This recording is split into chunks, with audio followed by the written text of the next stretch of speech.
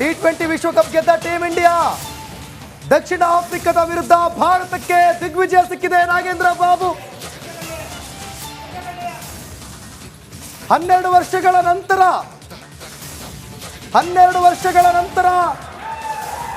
ಭಾರತೀಯರ 12 ವರ್ಷಗಳ ಕನಸು ನನಸಾಗಿದೆ.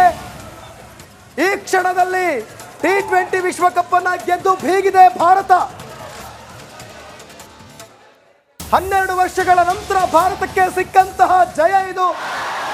ಎಷ್ಟೋ ಜನರ ಕನಸು, ಭಾರತೀಯರ ಕನಸು. ದ್ರಾವಿಡ್ ಈ ಮುಖಾಂತರ ಗೆಲುವಿನ ವಿದಾಯವನ್ನ ಹೇಳಿದ್ದಾರೆ. ದ್ರಾವಿಡ್ ಜೊತೆಗೆ ಸೌತ್ ಆಫ್ರಿಕಾ ಕೂಡ ಯಾವಾಗಲೂ ಕೂಡ ಅವರು ಫೈನಲಿಗೆ ಬಂದಿರಲಿಲ್ಲ, ರನ್ನರ್ ಅಪ್ ಆಗಿ ಹೊರಹೊಮ್ಮಿದ್ದಾರೆ. ನಾಗೇಂದ್ರ ಬಾಬು, ಏನ್ ಹೇಳ್ತೀರಿ? ಈ ಖುಷಿ, ಈ ಸಂಭ್ರಮ 12 ವರ್ಷಗಳ ನಂತರ ಭಾರತ ಟ್ರೋಫಿಗೆ ಮುತ್ತಿಕ್ಕಿದೆ. 12 ವರ್ಷಗಳ ಕನಸು ನನಸಾಗಿದೆ. ನೋಡಿಲಿ ಸಂಭ್ರಮಾಚರಣೆ, ಖುಷಿ. ರಬಾಡ ಔಟ್ ಆಗ್ತಾ ಇದ್ದಂತೆ ಭಾರತೀಯರಲ್ಲಿ ಗೆಲುವಿನ ಕನಸೇನಿತ್ತು ಅದು ನನಸತ್ತ ಸಾಗಿದೆ. ಗೆಲುವಿನ ನಿರೀಕ್ಷೆ ಇತ್ತ? 100% ನಿರೀಕ್ಷೆ ಇತ್ತು. ಭಾರತ 12 ವರ್ಷಗಳ 7 ರನ್ಗಳಿಂದ ವಿಜಯ ಸಾಧಿಸಿದ ಭಾರತ ದಕ್ಷಿಣ ಆಫ್ರಿಕಾ ವಿರುದ್ಧ ಭಾರತಕ್ಕೆ ದಿಗ್ವಿಜಯ. 8 ರನ್ಗಳ ಜಯ. ನಿಜಕ್ಕೂ ಹೇಳಬೇಕು ಅಂತಂದ್ರೆ ರೋಚಕ ಪಂದ್ಯಾವಳಿ. 16ನೇ ಓವರ್ನಲ್ಲಿ ಆ ಒಂದು ವಿಶ್ವಾಸ ಇರಲಿಲ್ಲ. ಹೌದು, 17ನೇ ಓವರಲ್ಲಿ ಬುಮ್ರಾ ಬಂದು ಬೌಲಿಂಗ್ ಮಾಡಿದಾಗ ಒಂದ್ ರೀತಿಯಲ್ಲಿ ಮತ್ತೊಮ್ಮೆ ಕನಸು ನನಸತ್ತ ಸಾಗ್ತಾ ಇತ್ತು. ಅಂದ್ರೆ ಈ ರೀತಿಯ ಮ್ಯಾಚ್ ಇದ್ದಾಗ 17 ಮತ್ತೆ 18, 19ನೇ ಓವರ್ ಬಹಳ ಮುಖ್ಯ.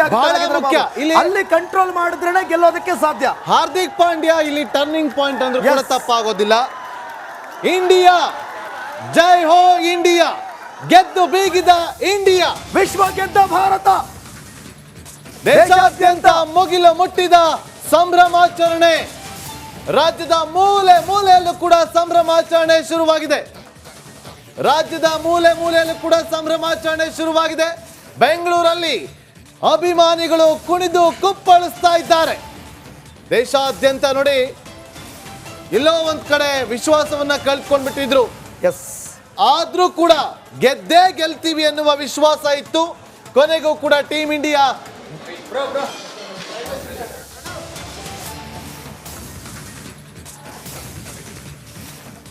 ನೋಡಿ ಇಲ್ಲಿ ಸಂಭ್ರಮಾಚರಣೆ, ನೋಡಿ ಇಲ್ಲಿ ಖುಷಿ. ನೋಡಿ ವಿರಾಟ್ ಕೊಹ್ಲಿ ಇವತ್ತು ಅಬ್ಬರದ ಬ್ಯಾಟಿಂಗ್ ಅನ್ನ ಮಾಡಿದ್ದಾರೆ. ನೋಡಿ, ಇಷ್ಟು ಮ್ಯಾಚ್ಗಳು ಆಡ್ಲಿಲ್ಲ ವಿರಾಟ್ ಕೊಹ್ಲಿ. ರೋಹಿತ್ ಶರ್ಮಾ ಹೇಳಿದ್ ನಿಜ ಆಯ್ತು. ವಿರಾಟ್ ಕೊಹ್ಲಿ ಬಹಳ ಇಂಪಾರ್ಟೆಂಟ್ ಮ್ಯಾಚ್ಗಳನ್ನ ಅವ್ರು ಆಡ್ತಾರೆ. Professional batter.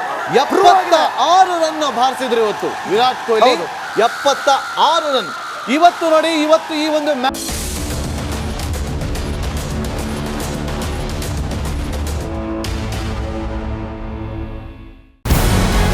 ನಮಸ್ಕಾರ. ಕರ್ನಾಟಕ ಪ್ರೈಮ್ ಟೈಮ್ಗೆ ಸ್ವಾಗತ. ನಾನು ಜಯಪ್ರಕಾಶ್ ಶೆಟ್ಟಿ. ಇಡೀ ಕರ್ನಾಡು ಇವತ್ತು ರೆಬೆಲ್ ಆಗಿ ನಿಂತಿದೆ.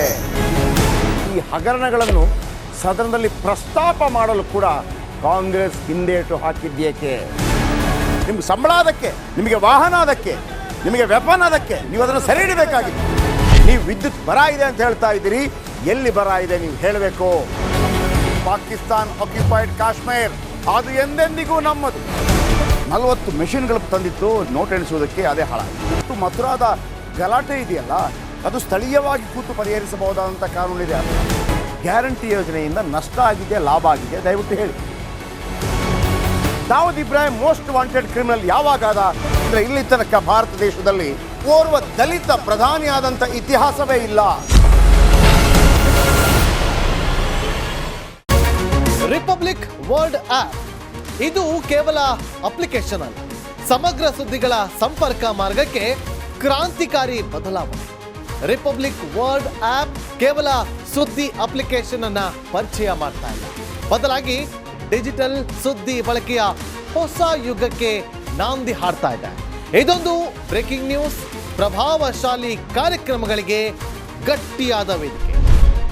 ರಿಪಬ್ಲಿಕ್ ವರ್ಲ್ಡ್ ಅಪ್ಲಿಕೇಶನ್ ಈಗ ಲೈವ್ ಆಗಿದೆ.